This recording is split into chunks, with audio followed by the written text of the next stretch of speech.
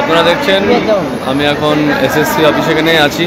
আমাদের যে অবস্থান বিক্ষোভ চলছে সেই অবস্থান বিক্ষোভে আমি আছি, সকালেও ছিলাম এবং মাঝে আমাদের যে বিকাশ ভবনে আমাদের প্রতিনিধি টিম, শিক্ষামন্ত্রী এবং এসএসসি চেয়ারম্যান এবং বোর্ড প্রেসিডেন্টের সঙ্গে বা অন্যান্য আধিকারিকদের সঙ্গে যে মিটিং আছে সেই মিটিংয়ে অলরেডি যাওয়ার জন্য আমি ওখানে সবাই মিলে আমরা গিয়েছিলাম ওখানে।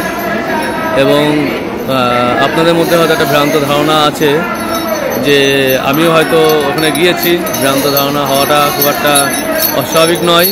কালকে গ্রুপে একটা লিস্ট ঘুরছিল, সেই লিস্টে আমার নাম ছিল।